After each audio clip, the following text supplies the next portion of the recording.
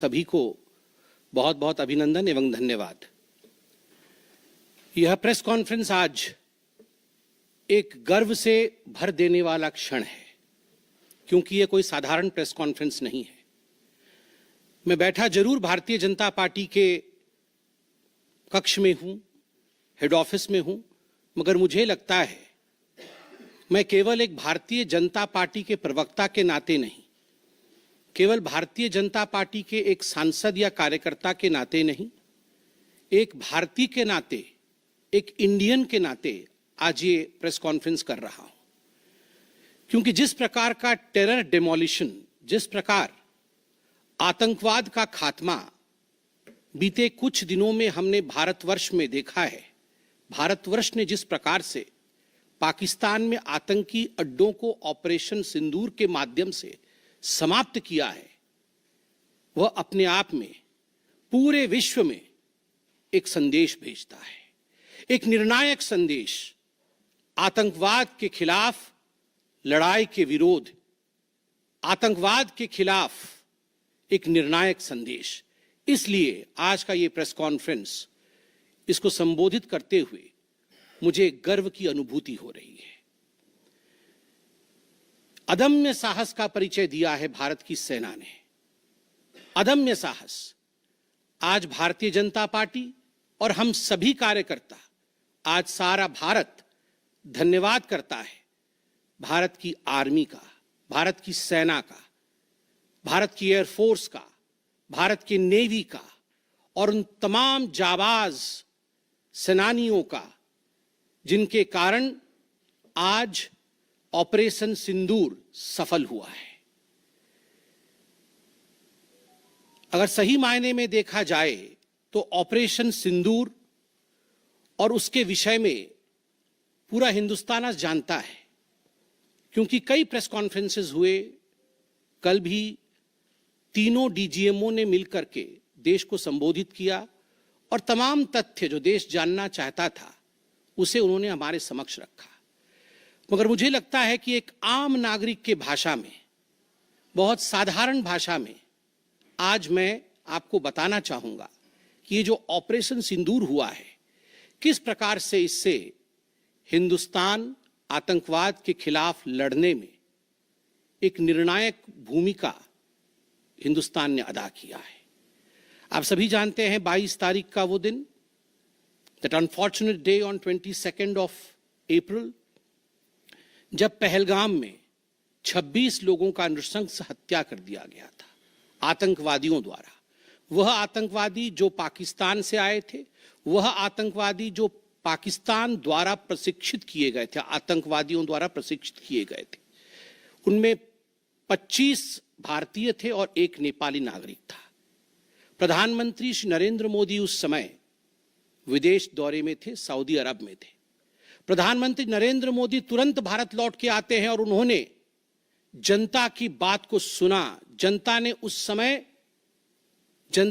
समय एक मांग रखी कि आतंकवाद के ऊपर हमला हो, हमें बदला लेना है पहलगाम के इस आतंकवादी हमले का।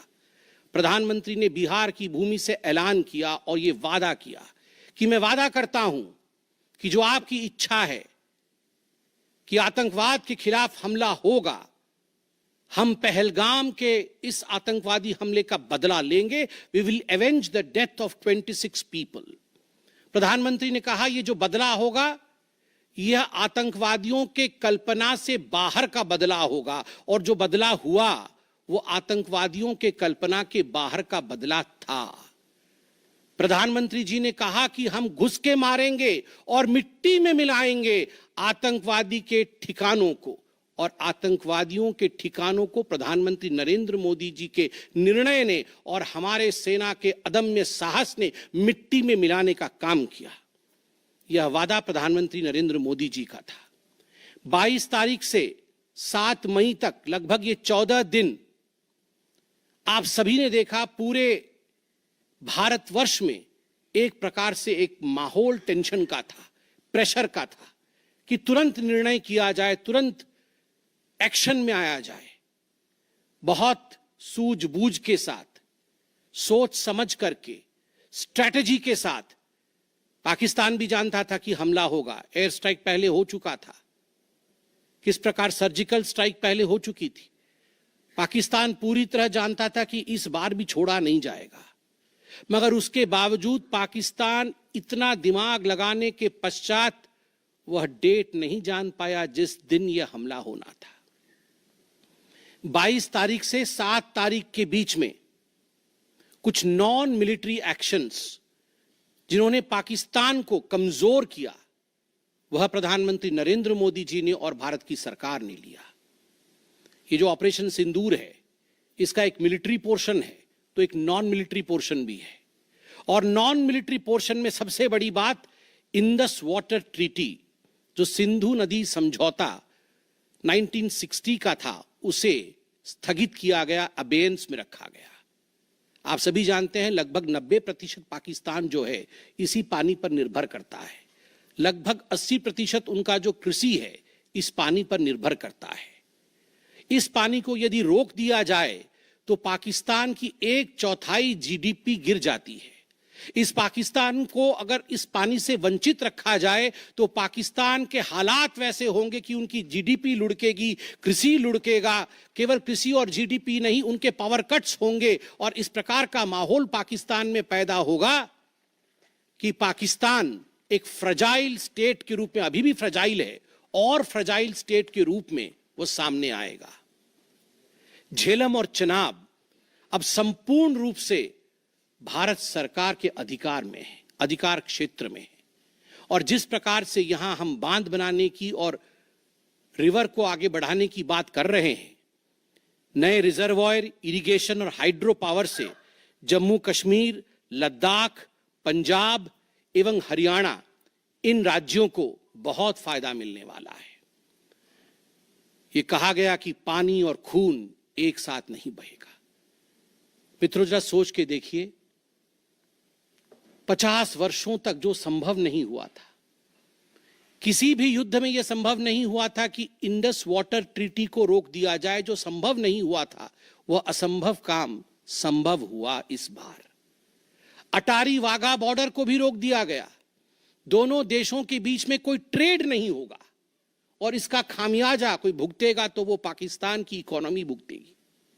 इसके साथ ही जिन लोगों के पास पाकिस्तान का वीजा था और वो हिंदुस्तान में, पाकिस्तान के नागरिक जो हिंदुस्तान के वीजा के साथ भारतवर्ष में रह रहे थे, उन सब को बाहर निकाला गया।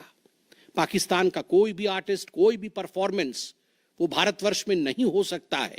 इस प्रकार के कड़े प्रतिबंध पाकिस्तान के ऊपर लगाए गए। माननीय प्रधानमंत्री श्री नरेंद्र मोदी जी ने लगभग 20 देशों के राष्ट्राध्यक्षों से सीधी बातचीत की।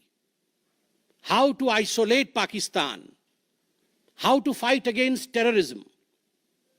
और सबसे बड़ी बात है, तमाम देशों ने भारत का समर्थन किया। सऊदी अरब, यूएई, यूएस, आप सोचिए इस्लामिक वर्ल्ड के बड़े देश हैं सऊदी अरब और यूएई, इन्होंने भारतवर्ष का पूर्णतः समर्थन किया। जिस समय पहलगाम का हमला हुआ था, माननीय प्रधानमंत्री सऊदी अरब में थे। सऊदी अरब के अपने दौरे को जब वो छोड़ के आए, तब उनको वहां एश्योरेंस दिया गया कि आप जाइए, हम आपके साथ खड़े हैं, वी सपोर्ट यू, हम टेरर के खिलाफ आपके साथ कंधे से कंधा मिला के लड़ेंगे। Pakistan was isolated. ये जो नॉन मिलिट्री एक्शन लिया गया, आज मैं कहना चाहता हूं कि 50 वर्षों से भी अधिक समय तक जो टूल्स कभी इस्तेमाल नहीं किए गए थे, जिस क्षेत्र में भारतवर्ष कभी नहीं गया था, वह टूल्स इस्तेमाल किए गए और अपने आप में भारत के लिए ये बहुत बड़ी बात है। बहुत बड़ी बात है कि इंडस वाटर ट्रीटी को रोका गया। 20 से अधिक देशों का समर्थन, आतंकवाद के खिलाफ एक निर्णायक हमले की तैयारी, और 6 और 7 मई 2025 उस रात निर्णायक हमला होता है आतंकवाद के ऊपर। सभी जानते हैं कि 9 आतंकवादी ठिकाने जो पीओजेके में थे और पाकिस्तान में थे, उन्हें ध्वस्त किया गया। यह ऑपरेशन सिंदूर एक बहुत बड़ा बहुत बड़ा दायरा तय करता है। इसने पूरे विश्व को दिखाया कि भारतवर्ष क्या कर सकता है। ऑपरेशन सिंदूर ने दिखाया कि केवल एलओसी नहीं, इंटरनेशनल बॉर्डर के पार जाके भी भारत पाकिस्तान के अंदर किसी भी टारगेट को प्रिसाइसली उस पर हमला कर सकता है और आतंकवाद के खौफ को समाप्त कर सकता है। इस पूरे ऑपरेशन का लक्ष्य क्या था, इसे समझने की आवश्यकता है। लक्ष्य क्या था? क्या हमने लक्ष्य की पूर्ति की? What was the aim of operation Sindoor? Did we achieve what we aimed for? क्या लक्ष्य था? नंबर 1 लक्ष्य था आतंकवादी ठिकाने जो दूर दराज इलाके में हैं पाकिस्तान में, जहां आज तक कोई नहीं पहुंच पाया, जहां आज तक पाकिस्तान के आतंकवादियों को लगता था कि वो सुरक्षित हैं, वहां तक पहुंचना यह लक्ष्य था। दूसरा लक्ष्य था आतंकवादियों को ढेर करना, मार देना। तीसरा लक्ष्य था इन टारगेटों को जमींदोज करना, उन्हें मिट्टी से मिला देना। चौथा लक्ष्य था इस पूरे काम को करते हुए कोई भी सिविलियन, उसके ऊपर किसी प्रकार से कोई इंजुरी नहीं होना। और अंतिम लक्ष्य था किसी प्रकार के मिलिट्री, जो पाकिस्तान का मिलिट्री या सैन्य बेस हो, उसके ऊपर हमला नहीं करना। अर्थात यह लड़ाई आतंकवाद के खिलाफ थी। यह लक्ष्य था ऑपरेशन सिंदूर का। This was a fight against terrorism and terrorists. क्या हम लक्ष्य को पा पाए? आप देखिए, जब यह हमला हुआ तो 9 ठिकाने ध्वस्त हुए, उनमें 5 POJK में थे, पाक ऑक्यूपाइड जम्मू कश्मीर में, और 4 पाकिस्तान में थे। सबसे बड़ी बात है, पहली बार पंजाब प्रोविंस, जो कि पाकिस्तान का एक बहुत स्ट्रेटेजिक लोकेशन है, पंजाब प्रोविंस उनका हृदय है पाकिस्तान का, उसके अंदर भारतवर्ष घुस करके आतंकवादियों का सफाया करता है। यह अपने आप में छोटी बात नहीं है। This is a big achievement as far as Operation Sindoor is concerned. Lashkar-e-Taiba, Jaish-e-Mohammed, Hizbul Mujahideen, इनके ठिकाने ध्वस्त होते हैं। और मैं यहां वो नाम पढ़ना चाहूंगा। ये जो 9 नाम है, 9 आतंकवादी ठिकाने, मैं आज देश से अपील करना चाहूंगा, तमाम भारतीयों से अपील करना चाहूंगा कि ये नाम हमें स्मरण करना है। आने वाले 100 वर्षों तक हमें इन नामों को याद दिलाते रहना है, दोहराना है। जब भी आतंकवाद सर उठाए तो हमें ये चित्र दिखाने हैं कि तुम्हारा क्या हश्र किया था ऑपरेशन सिंदूर ने, भारत की सेना ने, भारत की राजनीतिक इच्छा शक्ति ने और भारतीयों ने। इसलिए मैं नाम पढ़ना चाहूंगा। सवाई नाला कैंप मुजफ्फराबाद, जो POJK में है, 30 किलोमीटर दूर है एलओसी से, उसे ठिकाना लगाया गया। लश्कर-ए-तैयबा का ट्रेनिंग सेंटर था। 20 अक्टूबर 2024 सोनमर्ग में और 24 अक्टूबर 2024 गुलमर्ग में जो आतंकी हमले हुए थे, उसमें यहां से आतंकवादी आए थे। और सबसे बड़ी बात, 22 अप्रैल 2025 को जो आतंकवादी आकर पहलगाम में हमारे नागरिकों को मार के गए थे, हमारी बहनों के माथे से जिन्होंने सिंदूर पोंछने का काम किया था, उनका प्रशिक्षण भी इसी केंद्र में हुआ था, सवाई नाला कैंप मुजफ्फराबाद। सैयदाना बिलाल कैंप मुजफ्फराबाद, ये जैसे मोहम्मद का ट्रेनिंग सेंटर था, ये दूसरा कैंप जो ध्वस्त हुआ। गुलपुर कैंप कोटली, ये एलओसी से 30 किलोमीटर दूर था, लश्कर-ए-तैयबा का बेस था। और 20 अप्रैल 2023 को पुंछ में, 9 जून 2024 को जो तीर्थ यात्री को बस में हमला करके मारने का काम किया था आतंकवादी, यहां गुलपुर कैंप से आए थे जो कोटली में है, उसे ध्वस्त किया गया।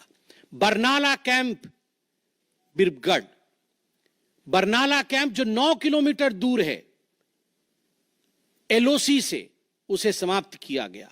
अब्बास कैंप कोटली जो 13 किलोमीटर दूर है एलओसी से, लश्कर-ए-तैयबा का फिदाइन सेंटर है और 15 आतंकवादियों को एक साथ ट्रेन कर सकता है, उसे ध्वस्त करके गिराया गया। सरजाल कैंप सियालकोट, अंतर्राष्ट्रीय सीमा से 6 किलोमीटर दूरी पर है, इंटरनेशनल बॉर्डर से। सांबा कठुआ के सामने है और मार्च 2025 में जम्मू और कश्मीर पुलिस के 4 जवान शहीद हुए थे। उनको मारने का काम इन्हीं आतंकवादियों ने किया था जो सरजाल कैंप से आए थे सियालकोट के। उस कैंप को ध्वस्त कर दिया गया। महमूना जाया कैंप सियालकोट, जो कि 12 से 18 किलोमीटर इंटरनेशनल बॉर्डर से दूर है, मैं एलओसी की बात नहीं कर रहा हूं, इंटरनेशनल बॉर्डर से, और हिजबुल मुजाहिदीन का अड्डा है, बहुत बड़ा कैंप है। कठुआ और जम्मू क्षेत्र में जो भी आतंकवादी गतिविधि होती है, सियालकोट के इस मजनूमा जाया कैंप से आतंकवादी भेजे जाते हैं। भारतवर्ष ने उसे ध्वस्त किया।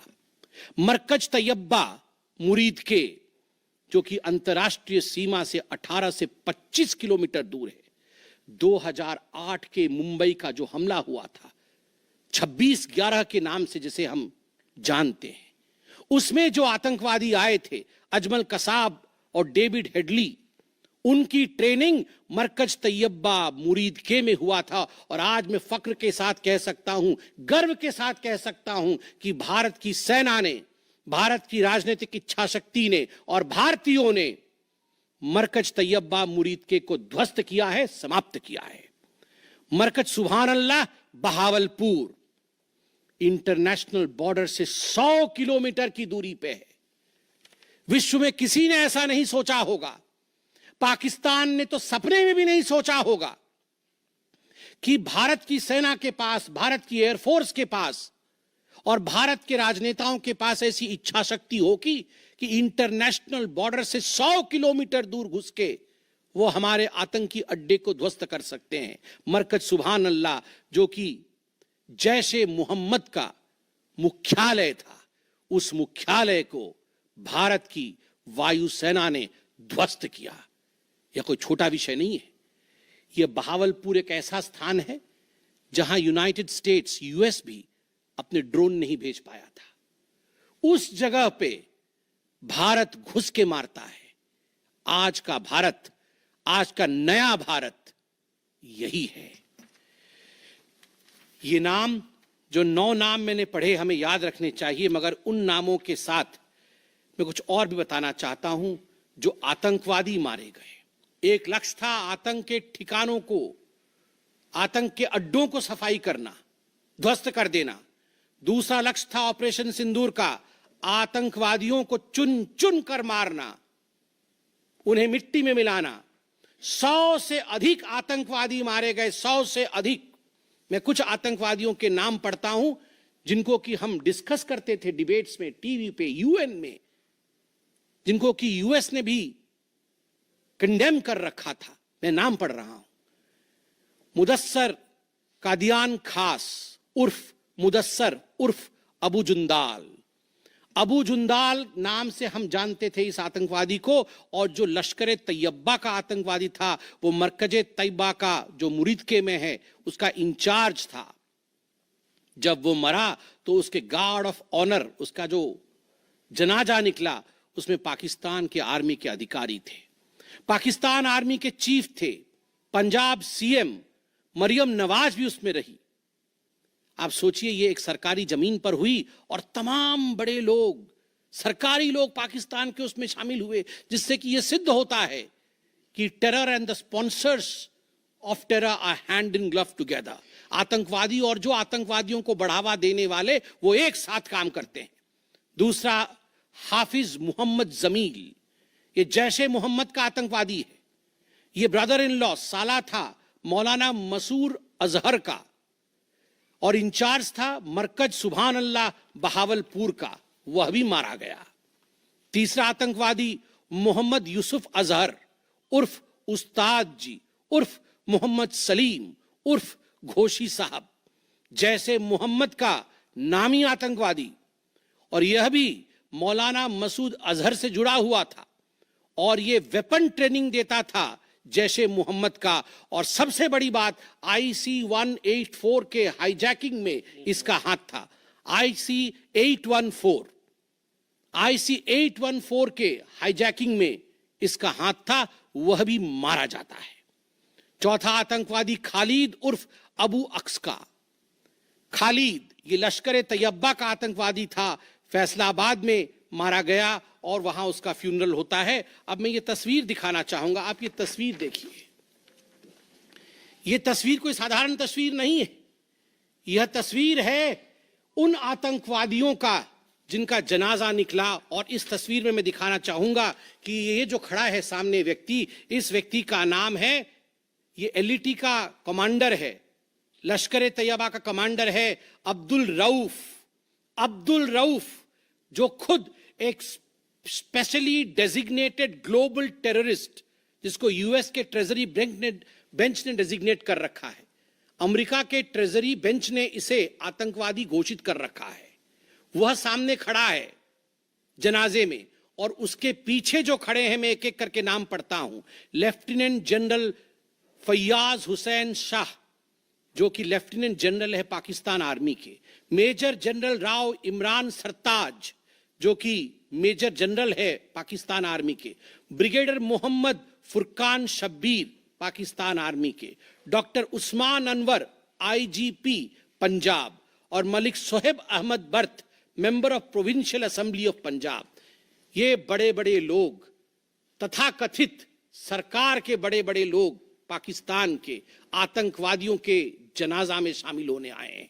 और जनाजे को लीड कर रहा है एक आतंकवादी, डेजिग्नेटेड आतंकवादी। और आप देखिए ये बिफोर और आफ्टर, ये जितने भी मैंने आपको अभी आतंकवादी ठिकानों का नाम बताया, किस प्रकार उनकी परिस्थिति थी और क्या उनकी परिस्थिति हुई, यह इस तस्वीर से हम देख सकते हैं। तो उद्देश्य मैं बता रहा था, ऑपरेशन सिंदूर का उद्देश्य बहुत स्पष्ट था।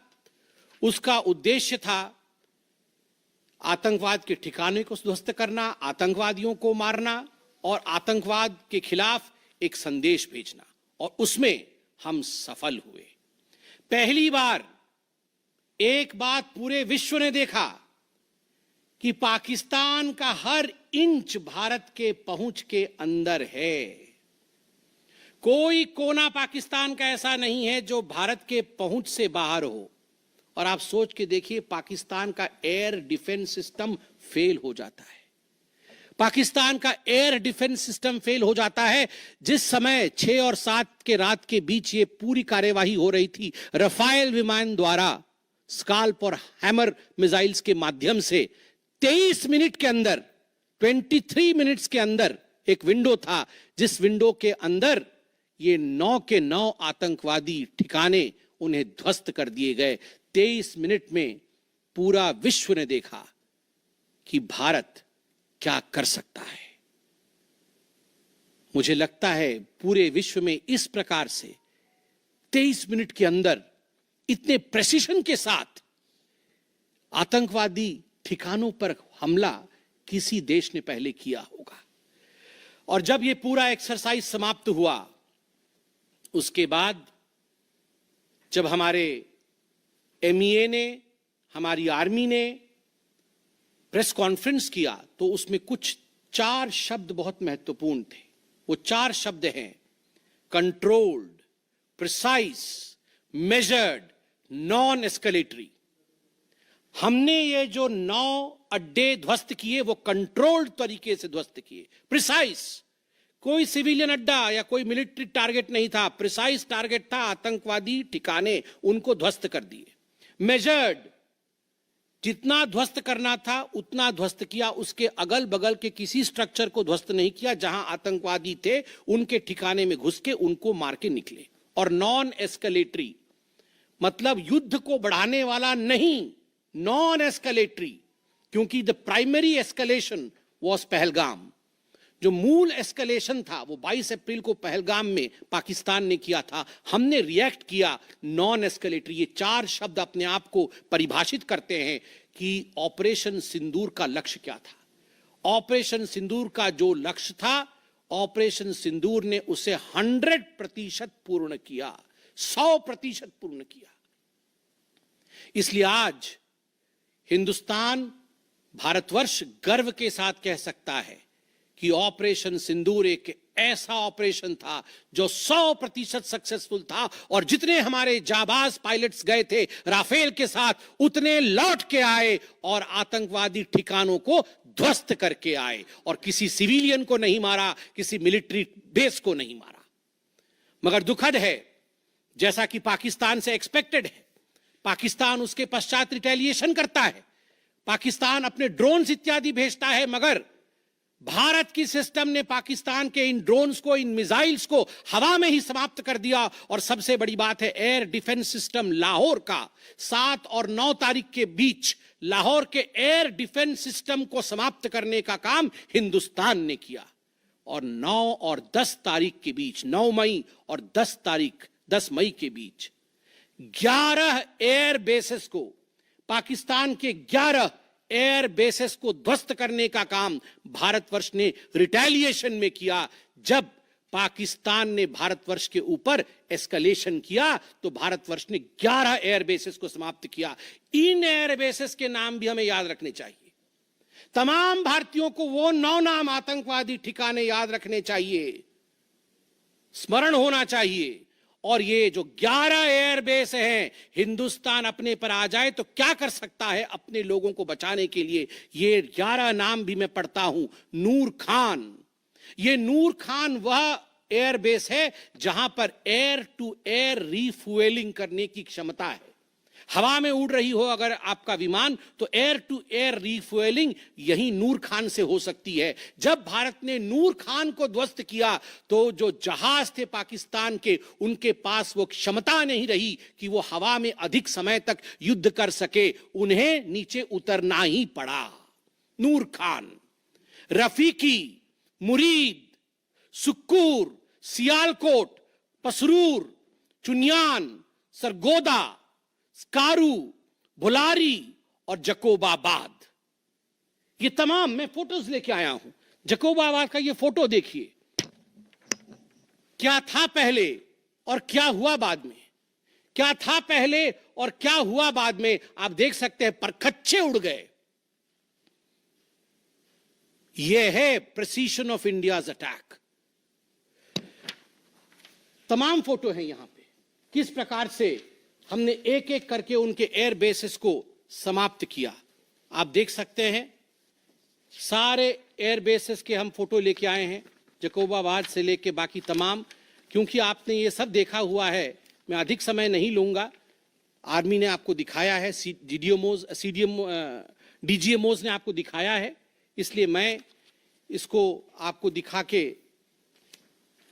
दोबारा, I would not like to take much time, but मैं रिमाइंड करना चाहूंगा कि 11 एयर बेसेस को हमने ध्वस्त किया। और इसमें एक बड़ा विषय है, पहली बार विश्व में किसी देश ने एक न्यूक्लियर कंट्री के अंदर घुस करके उनके एयर बेसेस को समाप्त करने का काम किया। पाकिस्तान एक न्यूक्लियर कंट्री है, उसके अंदर घुस करके उनके एयर बेसेस को 20% पाकिस्तान के एयरफोर्स के इंफ्रास्ट्रक्चर को भारतवर्ष ने नाकाम कर दिया। 20% of PAF's infra was destroyed by India.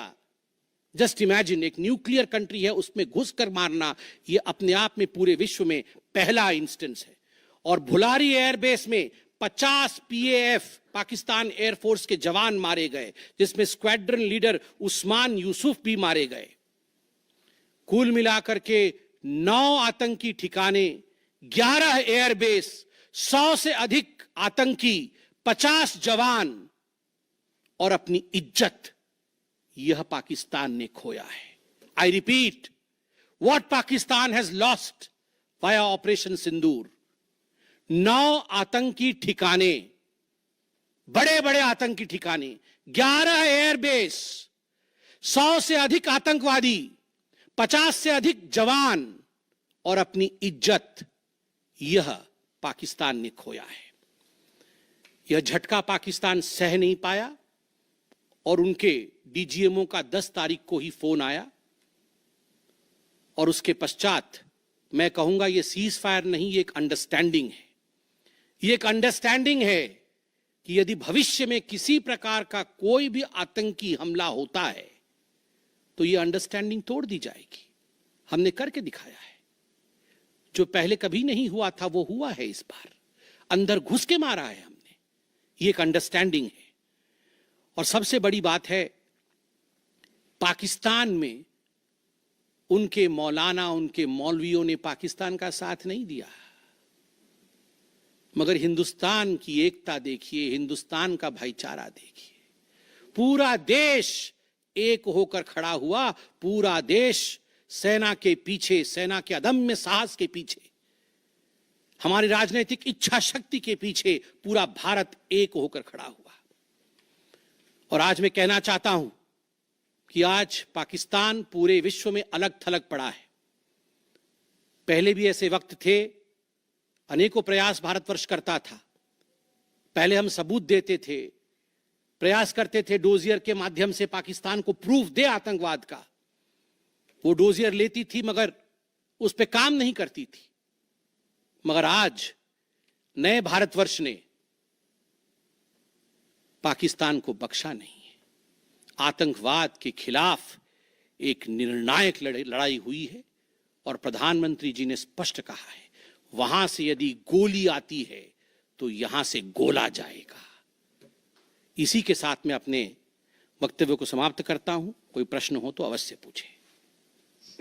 Kamlesh ji.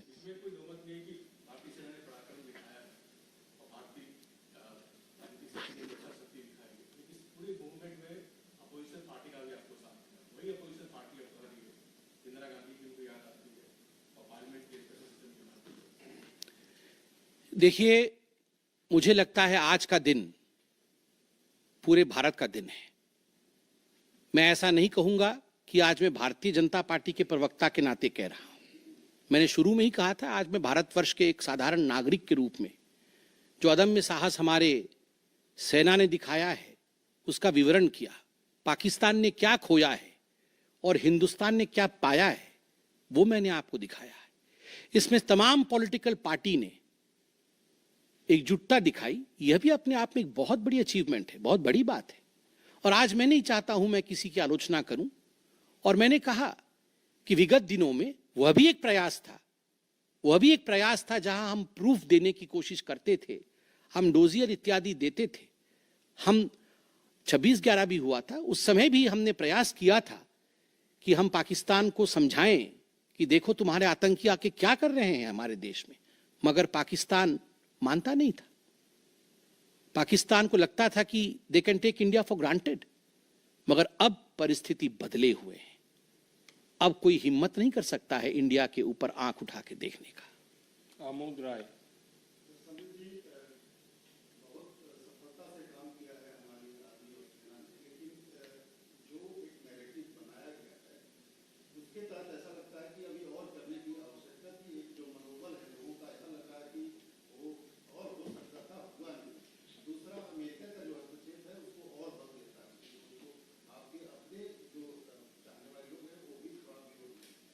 आपके दो प्रश्न हैं।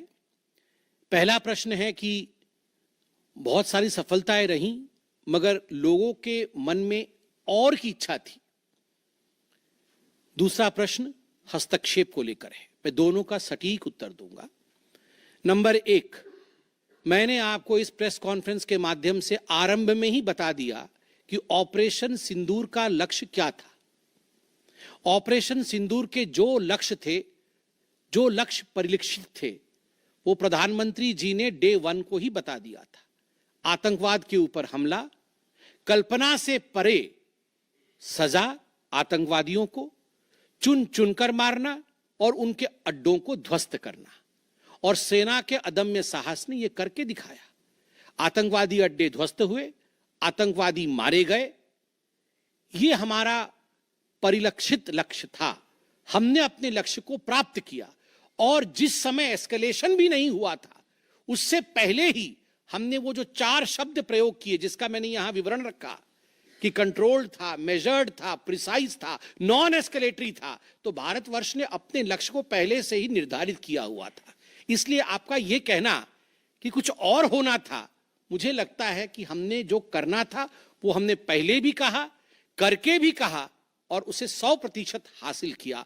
Operation Sindoor was 100% successful operation. 100% सफलतापूर्वक किया गया एक मुहिम था, एक ऑपरेशन था ऑपरेशन सिंदूर। जनेंद्र सर, जो आपसे पूछा भी गया वो दूसरा सवाल है, इस पर भी सवाल उठ रहे हैं और खासतौर पर शुरुआत हुई कि ट्रंप ने ऐलान किया इस सीज फायर को लेकर। कांग्रेस इसको लेकर सवाल उठा रही है और बल्कि इसमें जस्ट एक जोड़ दूं, जो बीएसएफ का जवान पाकिस्तान की कस्टडी में है, उसको लेकर कांग्रेस जो है डोनाल्ड ट्रंप से सवाल पूछ रही है कि वो कब रिहा होगा। इस पर आप क्या जवाब देना चाहेंगे? देखिए, पहली बात तो है, जहां तक मध्यस्थता इत्यादि का विषय है, मैंने बहुत स्पष्ट रूप से कहा अभी, जितना मेरे डोमेन में नॉलेज है, और डीजीएमओज ने अपने प्रेस कॉन्फ्रेंस में एक बार नहीं कई बार कहा कि फोन हमारे डीजीएमओ को पाकिस्तान के डीजीएमओ का आया था। पाकिस्तान के डीजीएमओ ने कहा कि there should be some kind of stoppage, और चूंकि हमारा लक्ष्य पूर्ण हो चुका था, हम तो शुरू से ही एस्केलेशन के फेवर में नहीं थे। एस्केलेशन नहीं होना चाहिए था, नॉन एस्केलेटरी था। पाकिस्तान के डीजीएमओ ने फोन किया। दूसरे देशों का फोन, जहां तक दूसरे देशों का फोन आने का सवाल है, देखिए, ऐसी परिस्थितियों में तमाम देश एक दूसरे को फोन करते हैं। सभी देश एक दूसरे को फोन करते हैं, क्या मदद कर सकते हैं, किस प्रकार से कूल डाउन हो सकता है, इस विषयों पर चर्चा होती है। भारतवर्ष यूक्रेन भी फोन करता है, भारतवर्ष रशिया भी फोन करता है, सब जगह फोन करते हैं, हर कोई एक दूसरे को फोन करता है। इसमें किसी प्रकार का मगर संशय नहीं है कि डीजीएमओ पाकिस्तान ने फोन किया भारतवर्ष के डीजीएमओ को सीज फायर डिमांड करते हुए, रिक्वेस्ट करते हुए, डिमांड नहीं रिक्वेस्ट करते हुए। और कोई प्रश्न? दृष्टि एक मिनट सर, एक मिनट दे जवाब दे दूंगा। दृष्टि सर, आपने अभी कहा कि सफलतापूर्वक अंजाम दिया ऑपरेशन सिंदूर को, लेकिन वायुसेना ने कहा है कि ऑपरेशन अभी जारी है। बिल्कुल, ऑपरेशन अभी जारी है, और मैंने कहा, माननीय प्रधानमंत्री जी ने स्वयं कहा है, गोली आएगी तो गोला जाएगा। तो अगर गोली आएगी तो गोला जाएगा। तो इसलिए ऑपरेशन सिंदूर समाप्त नहीं हुआ है। इंतजार कि अगर आंख उठाया तो उसका जवाब दिया जाएगा। देखिए, ये आपको क्या लगता है, इन प्रश्नों का जवाब कि जंग के लिए हमारी क्या तैयारी है, इसका जवाब प्रवक्ता देंगे। इसका जवाब तो जहां उचित फोरम में होना चाहिए वो देंगे।